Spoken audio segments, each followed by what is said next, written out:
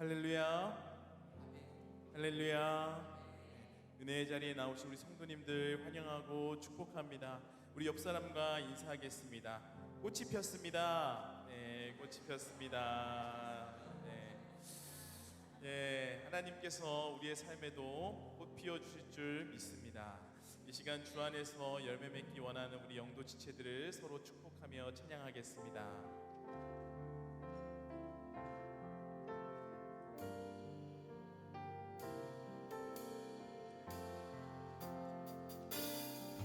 주의 말씀 앞에서 당신은 참된 예배다. 그토록 찾으시던 하나님의 기쁨,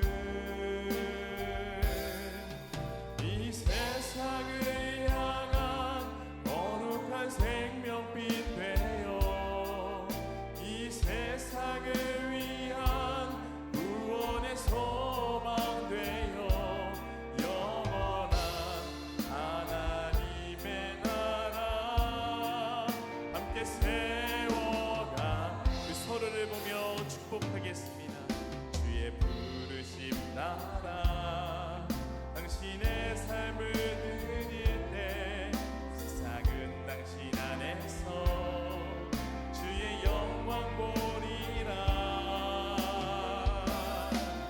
이 세상을 이길 주님의 군사 되어 이 세상을 섬길 주님의 손과 발 되어 영원한 하나님의 나라 함께 세워가리.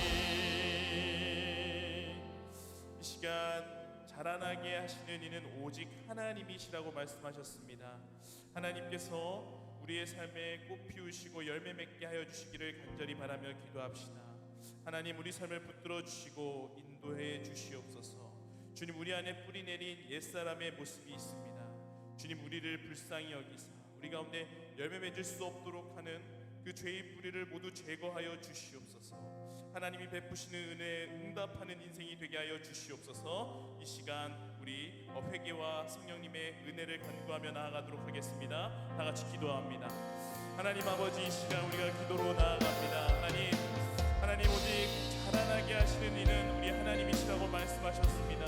하나님, 우리 인생들을 택하셔서 우리 인생들 가운데 꽃 피우기 원하시고 열매 맺기 원하시는 그 하나님 앞에 오늘도 나아갑니다. 주님, 그러나 주님 앞에 설 때 우리 가운데 부끄러운 모습이 있습니다. 하나님 아버지, 우리 가운데 여전히 그 옛 모습을 버리지 못하고 또한 그 옛사람을 버리지 못하고 살아가는 우리의 모습을 마주할 때가 있습니다. 주님, 이 시간 우리를 불쌍히 여겨 주시옵소서. 주님, 우리가 신앙생활하면서 우리가 하나님을 따르면서 우리 가운데 이러한 옛 모습들을 버릴 수 있게 하시고 잘라낼 수 있게 하시고 그 가운데 주님께서 맺게 하시는 열매를 풍성히 맺는 인생 될 수 있도록 주님, 우리를 주장하여 주시옵소서. 우리 인생 가운데 자라나게 하시고 열매 맺게 하실 주님을 신뢰합니다. 예수님의 이름으로 기도드립니다. 아멘. 우리 다 같이 일어나셔서 나를 통하여 찬양하시겠습니다.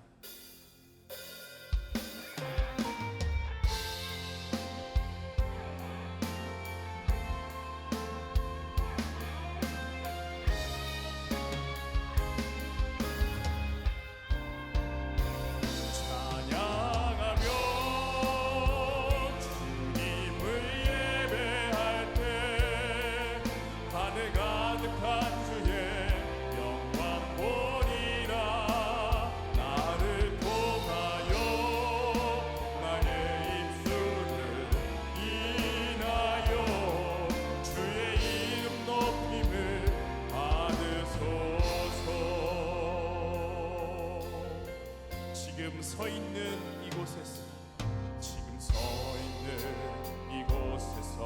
높임을 받으소서.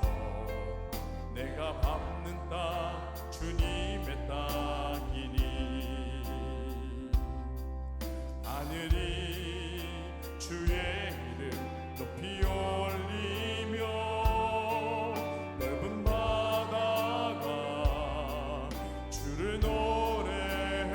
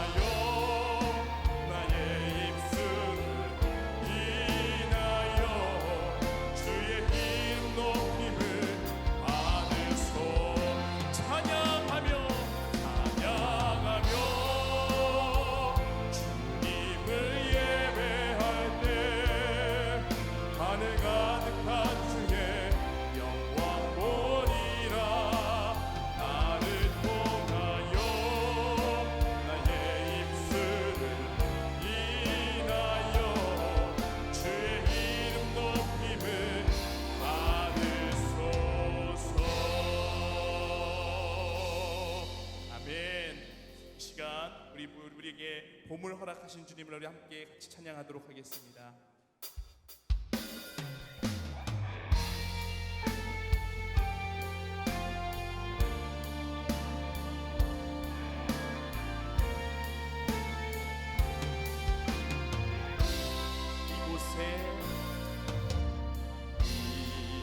이곳에 생명샘 솟아나 눈물 골짝 지나갈 때에 머자나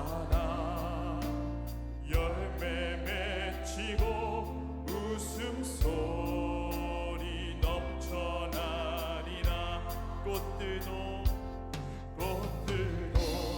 구름도 바람도 넓은 바다도 찬양하라 찬양하라 예수를. 하늘을 울리며 노래해 나의 영혼아.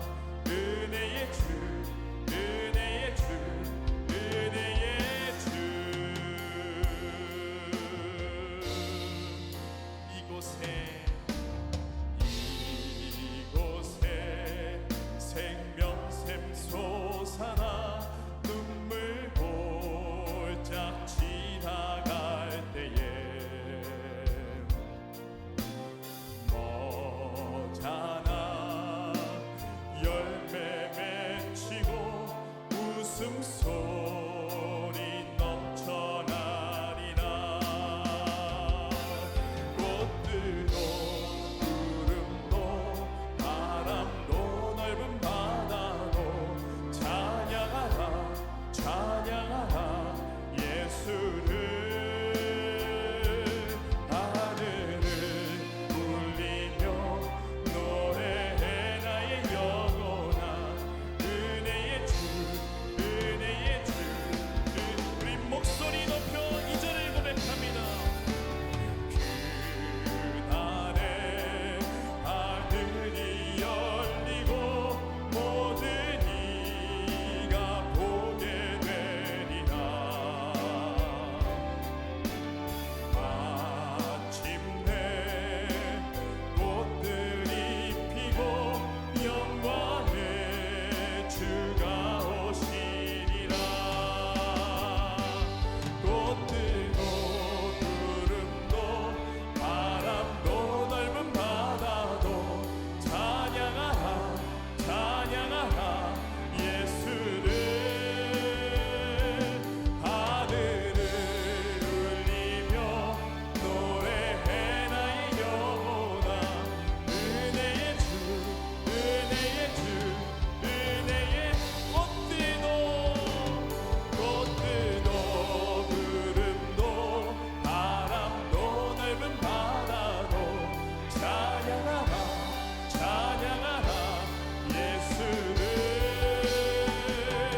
하늘을 울리며 노래해 나의 영혼아. 은혜의 주 은혜의 주 은혜의 주. 꽃들도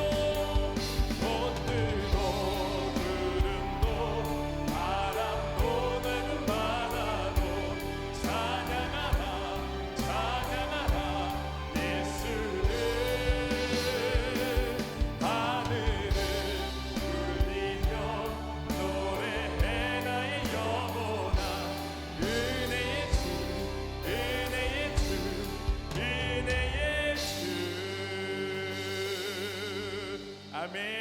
우리를 택하셔서 우리 주의 몸된 교회로 부르시고 그 가운데 참된 기쁨을 허락하신 우리 주님께 계속해서 찬양하며 나아가도록 하겠습니다.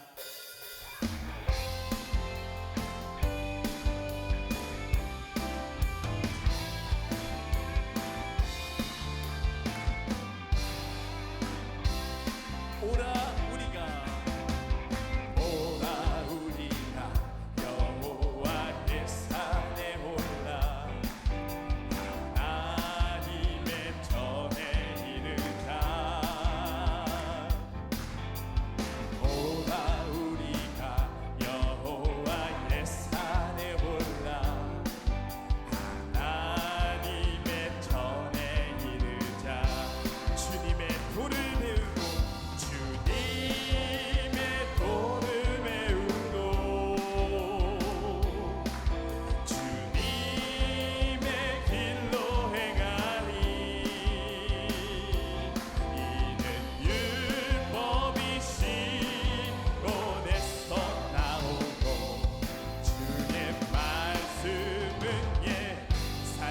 안에서 우리 다시 한번 찬양할까요?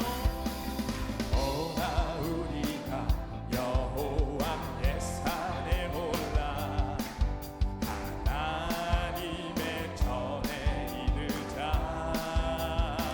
오라 우리가 여호와의 산에 올라 하나님의 전에 이르자. 주님의 도를 배우고 주님의 길로 행하리. 아멘. 이는 율법이 시온에서 나오고 주의 말씀은 예루살렘. 주님의 도를 배우고 주님의 도를 배우고 주님의 길로 행하리. 이는 율법이 시온에서 나오고 주의 말씀은 예루살렘. 지금 우리가 주님 안에 하나가 되어 바로 주님이 원하시는 뜻대로 주님의 그 신령과 높이는 노래가 되어 온 세상을 아름답게 하리라. 지금 우리가 주님 안에 하나가 되어 바로 주님이 원하시는 뜻대로 주님의 그 신령과 높이는 노래가 되어 온 세상을 아름답게 하리라. 우리 모두가 주를 노래하는 아름다운 소리로 하나가 되어 바로 이곳을 더욱 아름답게 하리라. 우리 마지막으로 고백합니다. 지금 우리가 주님 안에 하나가 되어 바로 주님이 원하시는 뜻대로 주님의 그 신령과 높이는 노래가 되어 온 세상을 아름답게 하리. 우리 모두가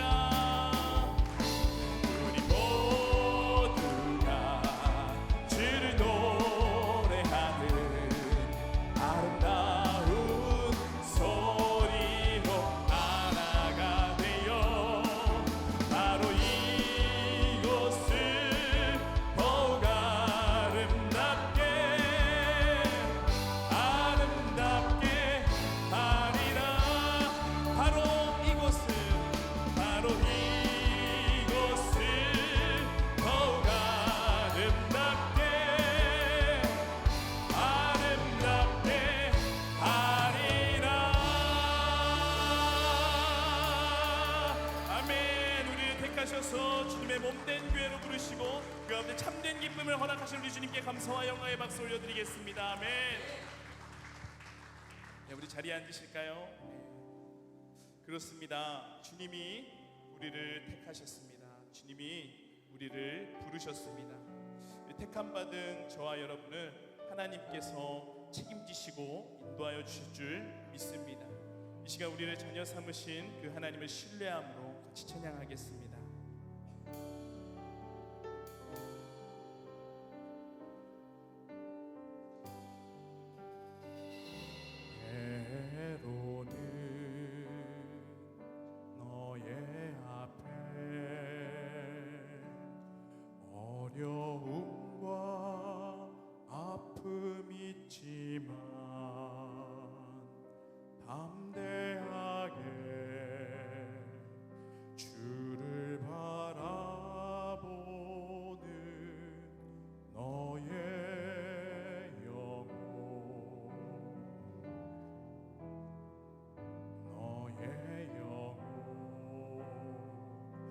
우리 볼 때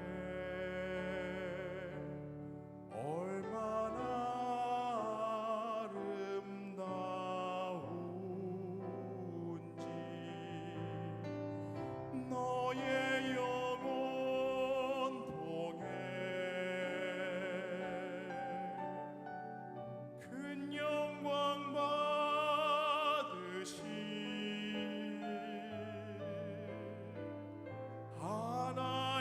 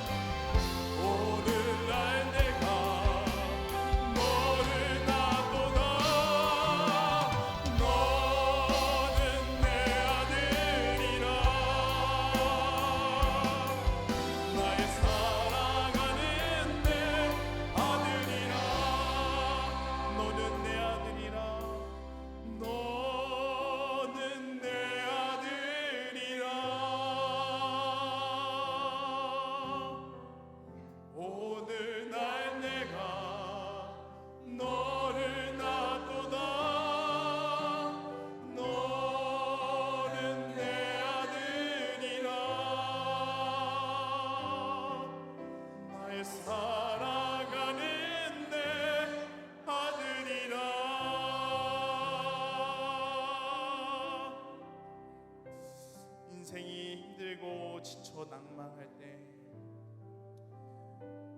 때로는 우리가 넘어설 수 없을 것 같은 어려움과 아픔이 있을 때, 그럼에도 불구하고 우리 가운데 소망이 있으면 우리를 자녀 삼으신 우리 하나님 아버지 때문인 줄 믿습니다. 주님, 우리로 하여금 믿음으로써 하나님께 택함 받은 자녀로서 살아갈 수 있도록 주님 힘을 더하여 주시옵소서. 바라옵기는 주님 사랑과 지혜와 겸손과 지식을 허락하여 주시옵소서. 그렇게 우리를 빚으시고 인도하시는 주님을 신뢰합니다. 주님, 날 받아 주시옵소서. 우리 다 같이 기도하며 나아가겠습니다. 하나님, 이 시간 주님을 의지하며 기도로 나아갑니다. 주님, 연약한 우리를 자녀 삼으신 그 하나님의 은혜를 이 시간 기억하며 나아갑니다.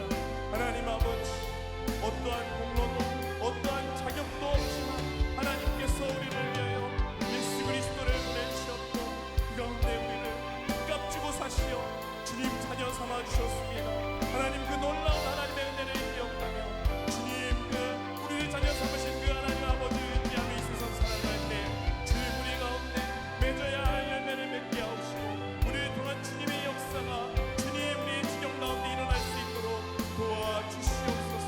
주님, 우리를 통하여 역사하여 주시고 우리를 주장하여 주시옵소서. 우리 인생들을 붙들어 주시옵소서. 주님, 이 시간 우리를 자녀 삼으신 주님을 다시 한번 기억하며 나아갑니다. 주여, 우리를 주시옵소서.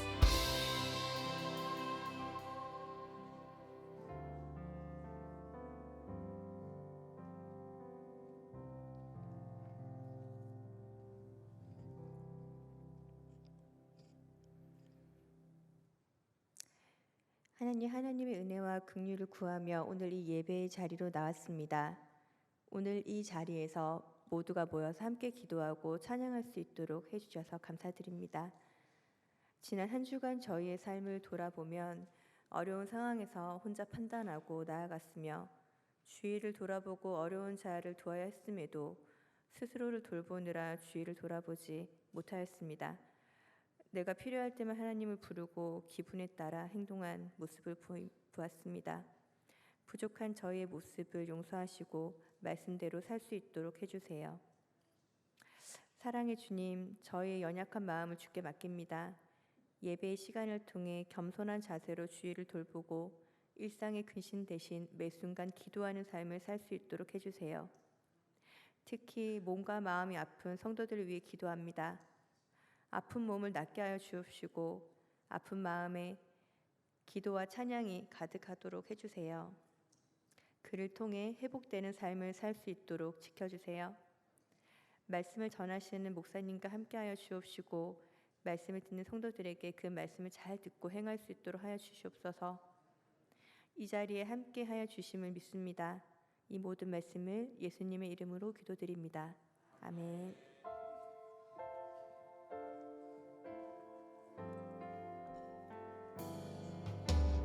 하늘에 계신 우리 아버지의 이름을 거룩하게 하시며 아버지의 나라가 오게 하시며 아버지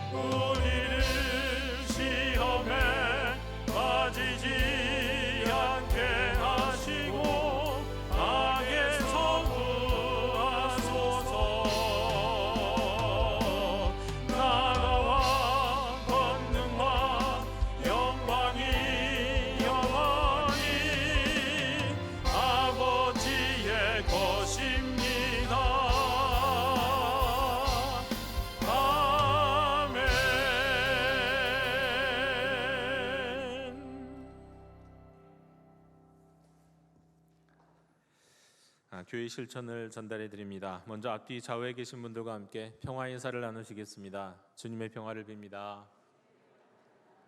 주님의 평화를 빕니다. 다음 주일은 우리가 사순절 5번째 주일로 지키고 또 우리가 선교 주일로 지킵니다. 튀르키예 시리아의 지진 피해를 돕기 위해서 모금된 성금과 또 교회 지원금을 합해서 우리가 총회 2천만 원을 전달했습니다. 우리 기도와 구호물품 및 성금으로 후원해 주신 모든 성도님들께 감사드립니다. 우리 상반기 성경 공부가 오늘부터 8주간 진행이 됩니다. 4개의 강좌가 있습니다. 우리 담당 교육자와 또 장소, 제목을 확인하시고 적어도 한 가지 성경 공부에 참여하실 수 있는 우리 성도님들이 되셨으면 좋겠습니다. 블레싱 실버 주일학교 개강을 준비하고 있습니다. 우리 준비하시는 모든 분들에게 하나님께서 은혜를 베풀어 주시고 지혜를 주셔서 우리 어르신들이 참된 행복을 누릴 수 있는 그런 어르신들을 위한 주일학교가 이루어질 수 있게 여러분 기도로 동참해 주셨으면 좋겠습니다. 우리 만 71세 이상의 모든 분들이 참석하실 수 있겠습니다. 부활절 가족 찬양제 신청받고 있습니다. 4월 9일 부활주일 오후 2시에 본당에서 하는데 참가 자격은 우리 영도교회 가족이면 누구나 또 가족의 가족이어도 상관없습니다. 우리 많은 분들이 참가하시면 좋겠습니다. 우리 사순절 기도로 채우는 십자가가 진행되고 있습니다. 예배당에서 또 기도실에서 1시간 기도할 때마다 스티커 하나를 붙이면서 우리 기도의 이 십자가를 함께 채워갈 수 있었으면 좋겠습니다. 아버지 학교가 4월 22일에 열립니다. 가정이 행복하고 또 특별히 아내가 행복하고 또 자녀들이 행복하길 원하는 분들은 남편분들을 등 떠밀어서라도 꼭 보낼 수 있으면 좋겠습니다. 분명히 후회하지는 않으실 겁니다. 우리 교우동정입니다. 우리 황병선 집사님, 이금래 집사님의 아들 황범석 군이 3월 25일 토요일에 결혼합니다. 여러분 함께 축하해 주셨으면 또 기도해 주셨으면 좋겠습니다.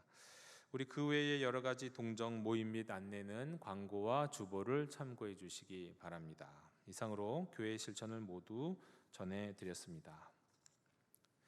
이제 오늘 우리에게 주시는 하나님의 말씀을 제가 봉독합니다. 하나님의 말씀은 마태복음 22장 15절에서부터 22절까지의 말씀입니다. 하나님의 말씀을 경청하십시오.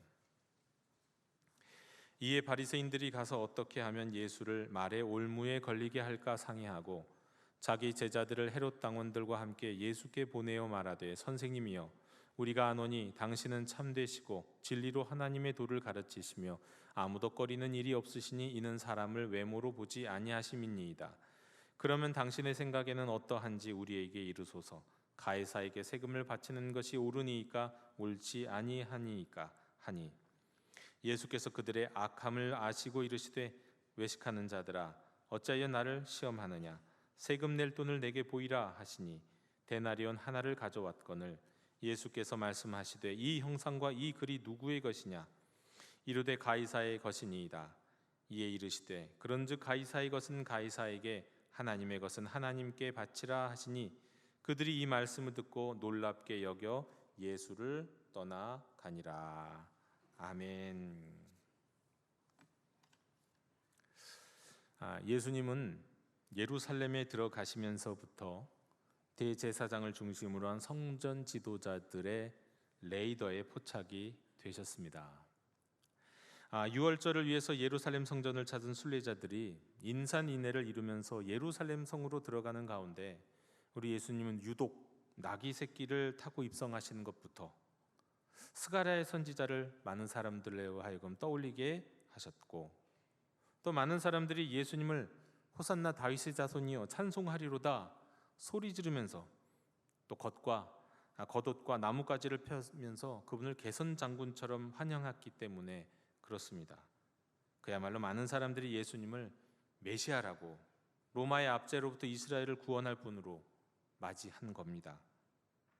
또 이 소식이 성 안에 거의 소동에 가까울 정도로 많은 사람들에게 회자가 되었으니 성 안팎에 많은 정보원들을 파견해 놓았을 우리 성전 지도자들이 모를 리가 없었습니다.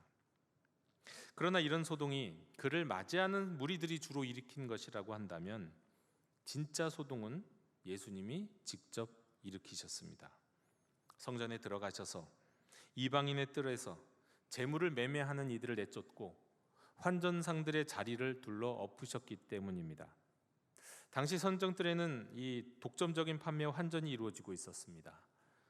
재물의 경우에는, 동물의 가축 재물의 경우에는 순례자들이 멀리서 끌고 오기가 참 어렵기 때문에, 또 끌고 와도 까다로운 제사장들에게 흠이 있는지 없는지를 확인받아야 되는데 이것을 통과하는 것이 여간 어려운 것이 아니기 때문에, 또 기껏 끌고 와서 또 검사를 받았는데 통과할 수 없다면 이게 보통 난감한 일이 아니기 때문에 많은 사람들이 가능하면 성전 뜰에서 직접 제물을 구매해서 바로 그 옆에서 하나님께 드린 거죠. 또 속전과 같은 성전세, 이 성전세는 오직 성전에서만 발행하는 동전으로만 드릴 수 있었습니다. 그래서 꼭 그 성전 안에 들어가서 환전을 해야만 성전세를 드릴 수 있었어요. 여기에서는 또 많은 수수료가 발생했을 겁니다.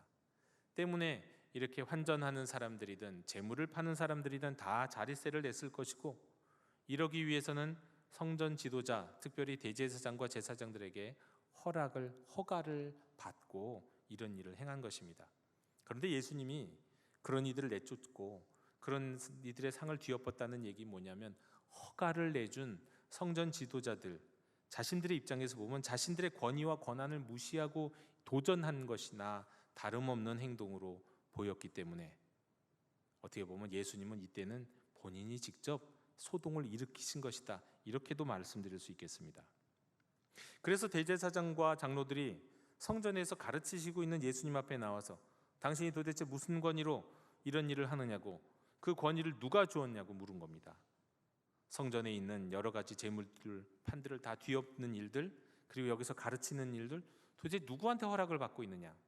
여기는 우리의 구역인데 우리에게 허가받지 않고는 행할 수 없는데 당신은 무슨 권위로 누구 허가를 받고 이러느냐라고 물은 거죠. 당연히 우리 주님은 성전 지도자들의 허락을 받을 필요가 없지요. 그건 우리는 알고 있습니다.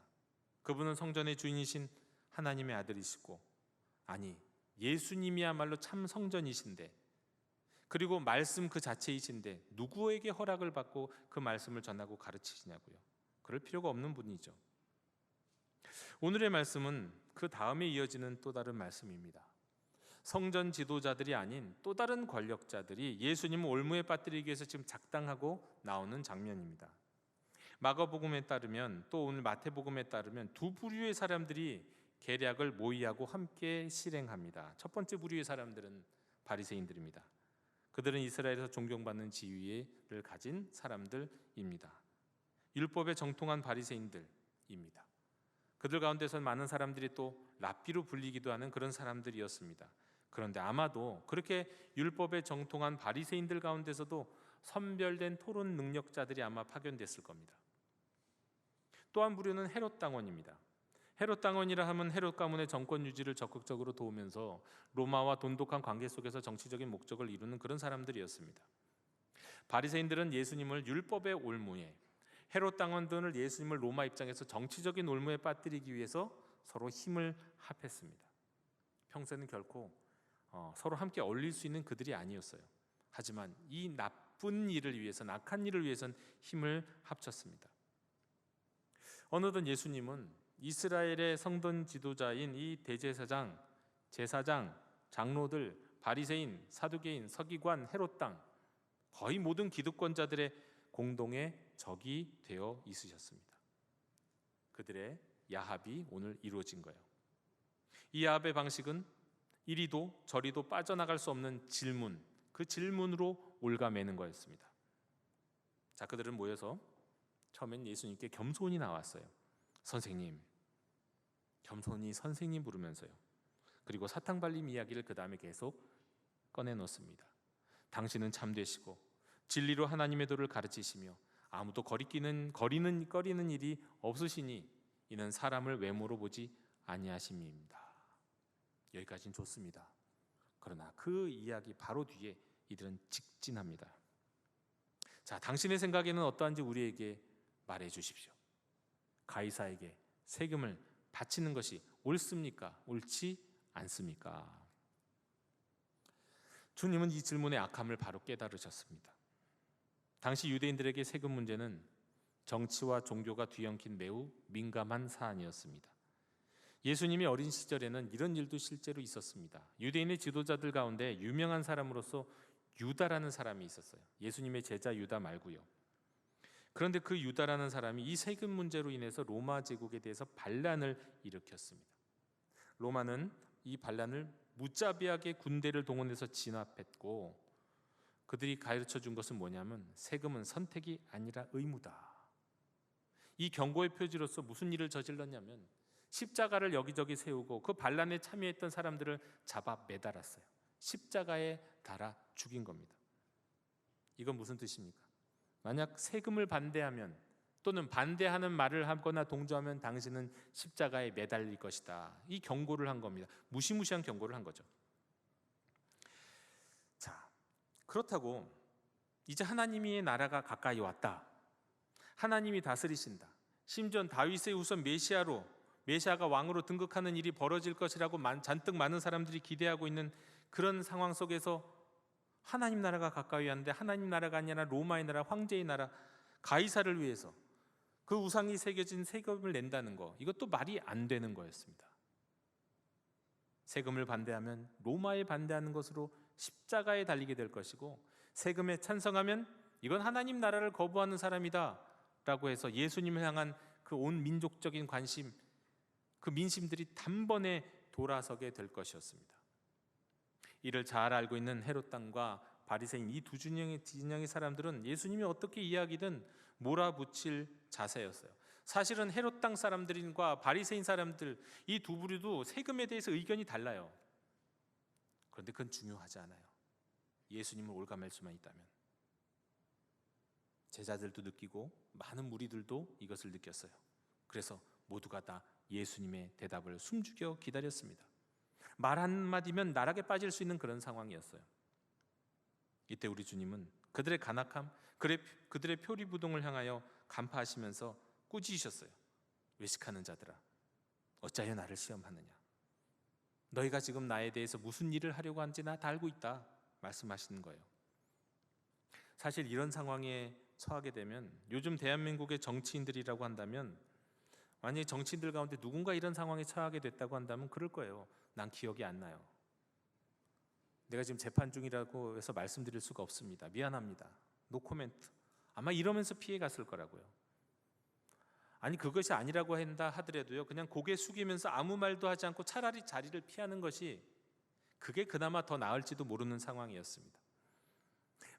바리새인들과 헤롯 당원들은 아직까지 이 모든 상황들이 자신들의 계략에 의해서 이루어지고 있다고, 자신들이 지금 주도권을 쥐고 끌고 가고 있다고 기대하고 기다리고 있었을 겁니다.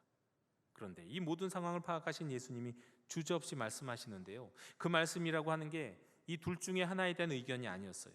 오히려 저들을 어리둥절하게 하시는 말씀이었습니다. 세금 낼 돈을 나에게 보여라. 분명히 바리새인들, 헤롯 당원들은 이 말을 듣고 당황했을 거예요. 하지만 이게 또 어려운 건 아니잖아요. 세금 낼 동전을 나에게 보여줘라, 그거예요. 하나 가져오라는 거예요. 그래서 저들은 어찌어찌해서 데나리온 하나를 가져왔습니다. 허를 찌르는 예수님의 말씀을 따라가게 된 거예요. 이제 상황의 주도권이 바뀌기 시작합니다. 당시 로마의 통치 아래서 유대인들이 가장 혐오했던 것 중에 하나가 카이사르의 형상이 담긴 로마 동전을 사용하는 거였습니다. 그래서 사실 로마의 경우에도 이런 반감을 인지했기 때문에 지역에서 화폐를 만들 때는 굳이 이 카이사르의 형상을 심지 않고 새기지 않고 그냥 동전으로 만든 것을 허락하기도 했어요. 하지만 적어도 인두세로 로마에 납부하는 경우에는 이 데나리온, 카이사르의 형상이 또렷이 새겨진 이 동전을 사용하지 않을 수가 없었어요. 근데 이 동전에는 무엇이 새겨져 있었냐면 당시 황제인 디베리오, 요즘 말로는 티베리우스라고 하죠. 이 티베리우스의 데나리온에는 그의 형상과 함께 그 동전 둘레에는 이렇게 쓰여 있었습니다. 신 아우구스투스의 아들 카이사르 디베리우스. 그러니까 로마 황제가 신이라고 써여 있습니다. 여러분 동전에 그게 쓰여 있어요. 이스라엘 사람 유대인 입장에서 이게 어떤 거겠습니까? 십계명을 위반하는, 이건 우상 숭배나 마찬가지예요. 심각한 거예요. 어마어마한 반감을 주는 것이었습니다. 그런 이건 혐오의 대상이었어요. 그런데 이렇게 세금을 내는데 사용되던 데나리온을 저들 가운데 누군가가 가져온 거예요. 아마도 누군가가 가지고 있었다는 내용이겠죠. 아니 혹 그것이 아니라고 할지라도 누군가의 것을 달라고 해서 가져온 것이라고 하더라도 그 우상이 새겨진 혐오스러운 화폐를 만지는 것 자체도 사실은 그 사람들이 어떤 사람들을 보여주는 것이었습니다. 세금 낼 돈을 내게 보이라. 이 말씀에 로마 황제의 얼굴과 신성 모독의 문구가 있는 이 동전을 가져다 준 자체가 저들이 일패했다는 것을 보여주는 거예요. 패했다. 1승1패예요. 자, 그러자 예수님이 이번에는 그 동전을 딱 들어 보이시면서 말씀하십니다. 이 형상과 이 글이 누구의 것이냐? 우리 주님이 완전히 주도권을 장악하셨어요. 이제 대답해야 할 것은 예수님이 아니라 저들입니다. 그렇지만 그들은 대답할 선택의 여지도 없어요. 자기들의 의견을 얘기할 거리도 아니죠. 왜냐하면 예수님이 물으신 그대로를 대답해야 되는 상황입니다. 완전히 수동적인 상황에 몰립니다. 유치원에서 선생님이 유치원 아이들에게 10,000원권 지폐를 딱 들고 보여주면서 자, 여기 그려진 분이 누구예요? 라고 묻는 거하고 똑같은 거예요. 그럼 아이들 뭐라고 대답합니까? 세종대왕이요. 대답하잖아요. 마찬가지로 저들도 대답했습니다. 가이사의 것입니다. 이 대답을 그대로 사용하셔서 오늘 주님은 말씀하세요. 저들과 대답을 기다리고 있는 모든 이들을 잠잠케 시원케 깨닫게 하시는 말씀합니다. 겉으로는 표현 못해도 속으로는 모두들 와우하는 그런 대답을 하세요. 그런 와우를 연발하게 하는 그런 말씀을 하십니다. 이런 이 페이지라는 말이 있죠. 한마디로 모든 것을 설명하고 정리하는 그런 말씀이에요. 그런데 기억해 보면 이전에도 그런 적이 있었습니다. 다 아시는 거죠. 요한복음 8장에 역시 바리새인과 서기관들이 비슷한 상황을 만들기 위해서 음행 중에 잡힌 여인을 예수님 앞에 데려와서 그녀를 끌고 와서 가운데 세우고 묻잖아요. 모세는 율법에 이러한 여자를 돌로 치라 명하셨거니와 선생님은 어떻게 하시겠습니까? 어떻게 말하겠습니까? 라고 물은 적이 있습니다. 그때도 역시나 저도 대답할 수 없는 악의적 질문으로 예수님을 시험한 거예요. 율법대로 하라. 그러면 돌로 치라는 얘기고 저 여자 죽여라라는 얘기인데 지금까지 용서와 사랑을 설파하신 주님의 말씀과 모순이 되잖아요. 예수님을 따르던 많은 사람들이 또 등을 돌릴지도 모르는 이야기입니다. 또 거기다가 율법이 틀렸다. 율법대로 하지 마. 라고 말한다면 율법을 하나님처럼 여기는 유대인들에게 있어서 여인이 아니라 예수님이 돌에 맞을지도 모르는 상황이 펼쳐집니다. 그때 주님은 이렇게 말씀하셨습니다. 음행을 죄라고 하지도 않으셨고요. 율법을 무시하지도 않고요.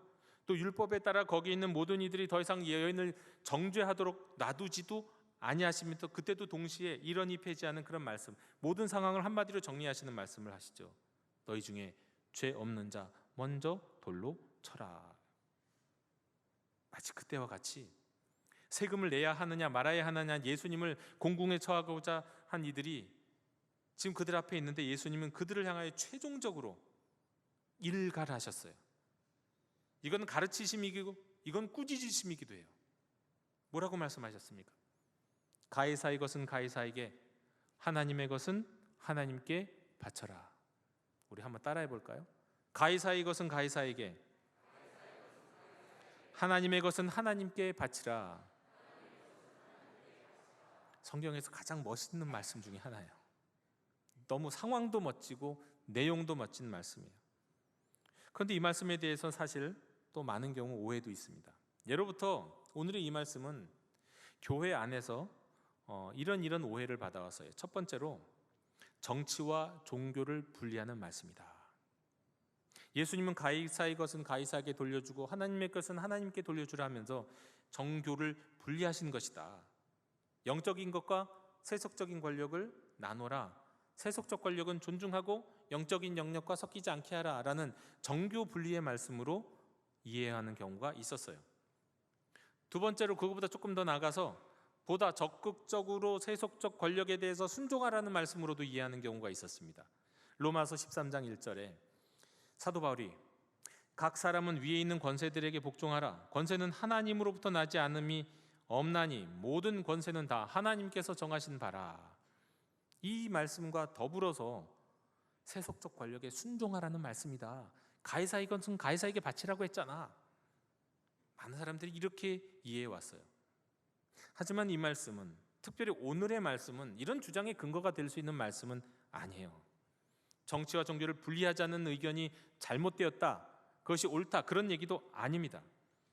이 말씀은 더 높은 하나님의 뜻, 하나님 나라의 가치에 합당하는가 반하는가를 기준으로 생각할 수 있어야 하는 거예요. 적어도 이 본문을 근거로 정교 분리, 세속 권력에 순종해야 된다, 이런 말씀을 할 수는 없다는 거예요. 왜냐하면 가이사의 것은 가이사에게, 하나님의 것은 하나님께라는 주님의 말씀은 앞보다 뒤를 강조하시는 말씀. 저들과 제자들과 무리를 향하여서 포효하시면서 앞에의 말이 아니라 뒷말을 하시는 거예요. 자, 가이사의 것은 가이사에게, 하나님의 것은 하나님께, 이거 우리에게 익숙한 대꾸법이잖아요. 낱말은 새가 듣고 반말은 쥐가 듣고, 호랑이는 죽어서 가죽을 남기고 사람은 죽으면 이름을 남기고, 다 똑같은 대꾸법입니다. 이런 대꾸법은 그냥 앞에 거냐 뒤에 거냐를 굳이 더 강조하고 자시고가 없는 경우가 많아요. 물론 대꾸법도 어떤 것을 강조하는 경우는 있지만, 근데 유대인들의 어법에서는 이런 대꾸법적인 표현은 뒤를 강조하는 거예요. 유대인들의 어법에서는 가이사의 것을 가이사에게 돌리고 하나님의 것은 하나님께 돌리라는 것은 가이사의 것, 하나님의 것을 1대1의 비중으로 말씀하는 게 아니에요. 뒤의 문장, 하나님의 것은 하나님께가 강조되는 거예요. 이런 내용을 종합해서 말씀드리면 이겁니다. 가이사의 것은 가이사에게, 하나님의 것은 하나님께. 가이사의 것이 있다면 가이사에게나 줘버려라. 그러나 하나님의 것은 하나님의 것이다. 하나님의 것은 하나님께 바쳐라. 그러나가 있어요. 이것은 또 이런 말씀이기도 합니다. 실제로 하나님의 것 아닌 게 어디 있냐. 하나님의 것 아닌 게 어디 있느냐.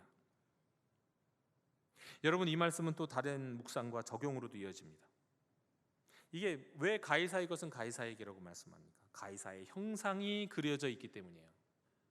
가이사의 형상이 담긴 동전이니까 가이사에게 줘라. 자, 그렇다면요, 하나님의 형상이 있는 것도 하나님께 드려야 하는 것 아닙니까?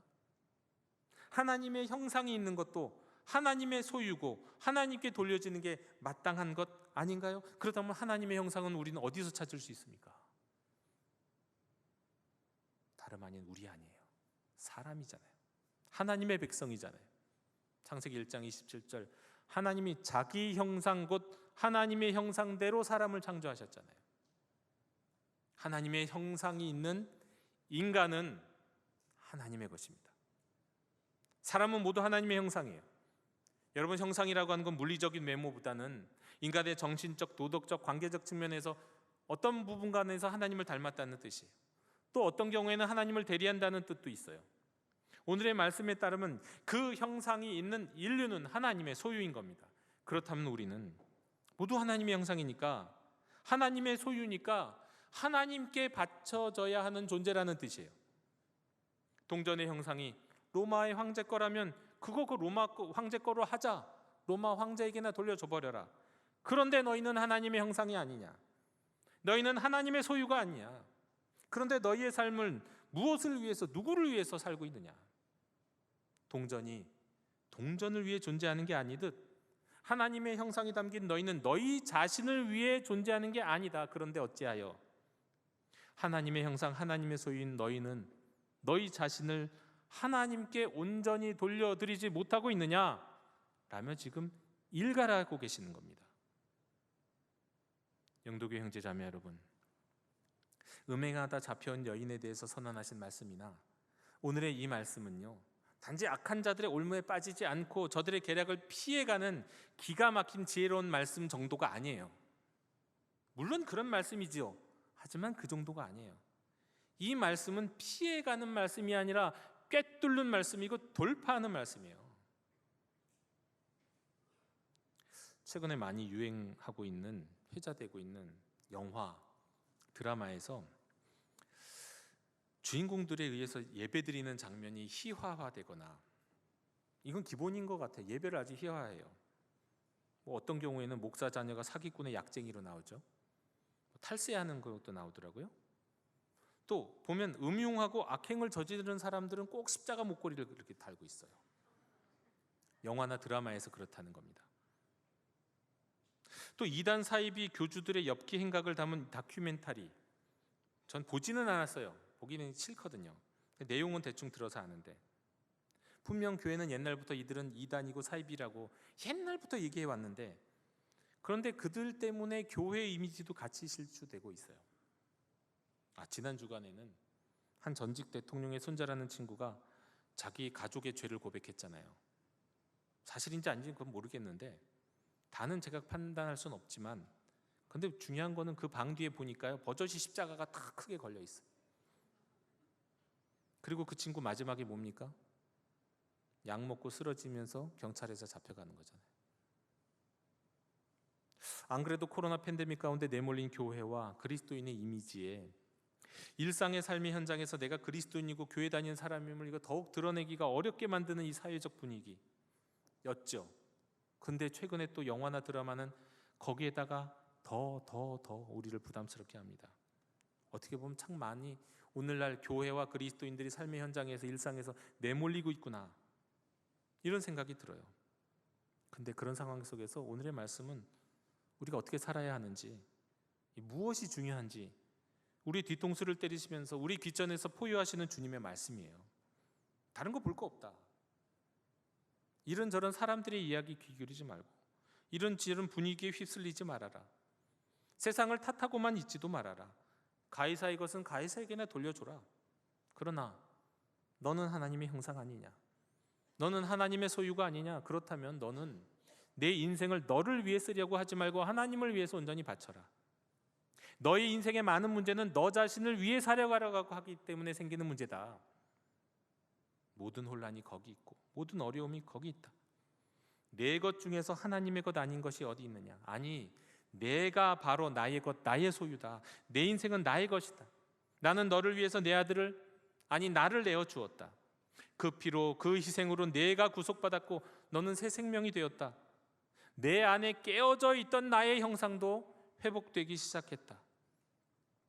가이사의 것은 가이사에게나 돌려주고 너는 나의 형상, 나의 소유이니 나에게 내 삶을 바쳐라.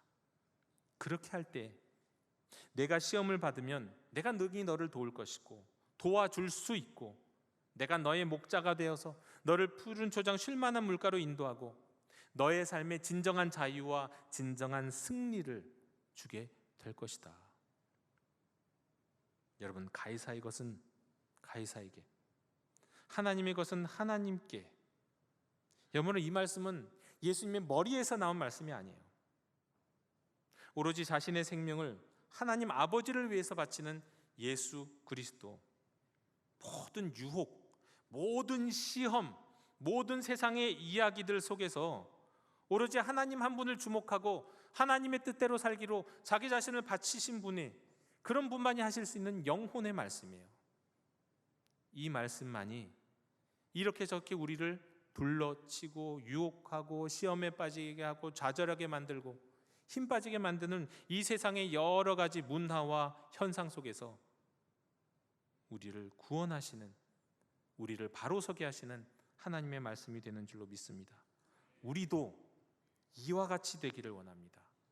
주님이, 사도 바울이 자신의 인생을, 자신의 삶을 오직 하나님을 위해 내어드렸을 때 하나님이 그의 인생을 온전히 사용하시고 온전히 주장하셨던 것처럼 하나님께 쓰임받고 하나님과 동행하고 하나님께만 이끌림 받는 저와 여러분이 되시기를 주님의 이름으로 축원합니다. 다시 한번 우리가 고백할 수 있으면 좋겠습니다. 가이사의 것은 가이사에게, 하나님의 것은 하나님께 바쳐라. 기도하겠습니다. 주님, 예수님을 시험하는 무리들을, 또한 갈 길을 몰라서 방황하는 우리들을 일갈하시는 주님의 말씀 앞에서 순종하며 응답하는 저희들이 되기를 원합니다. 성령님 오셔서 저희로 십자가의 길로 나가시는 주님의 길에 동행하며 순종하게 하옵시고 하나님의 것을 하나님께 바치는 인생 되게 해 주옵소서. 예수님의 이름으로 기도하옵나이다. 아멘. 이 시간 감사와 응답의 찬양을 부르시며 봉헌하시겠습니다.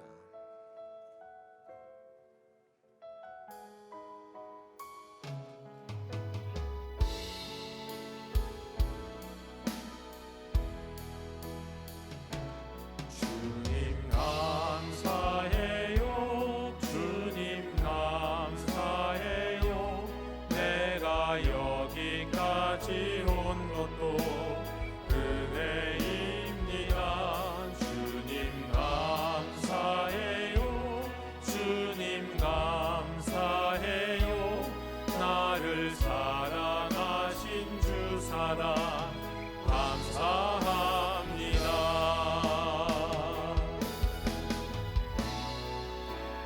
너의 삶의 참주인, 너의 참 부모이신 하나님 그 손에 너의 삶을 맡긴다.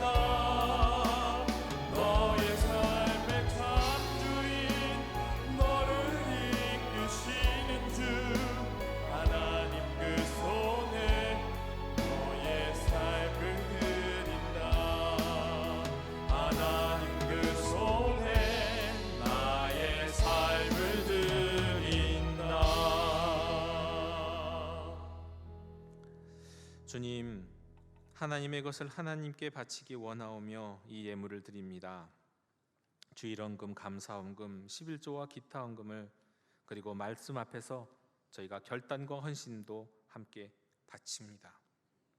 이 모든 것이 우리에게 베푸신 은혜와 축복에 대한 저희들의 응답이오니 기뻐 받아 주시옵고 이 예물을 통해 하나님의 나라가 세워지게 해 주시옵소서.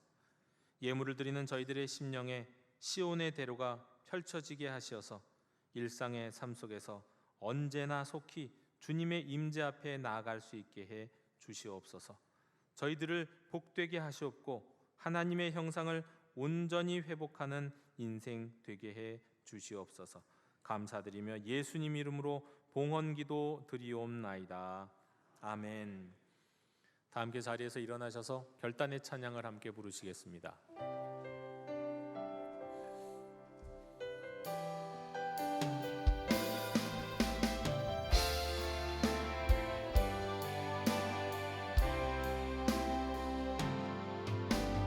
말씀 앞에서 경외함으로 주께 홀로 섭니다. 생명의 말씀 읽고 순종해 주를 예배합니다.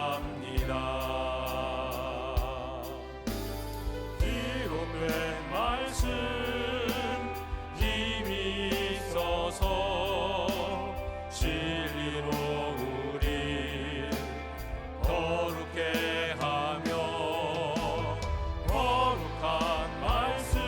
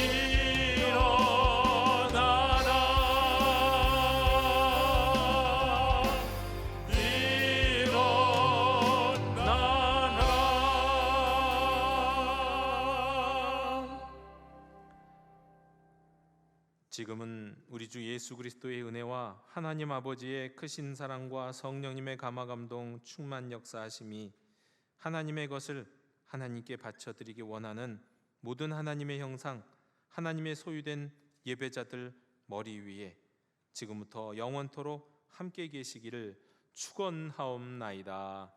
아멘.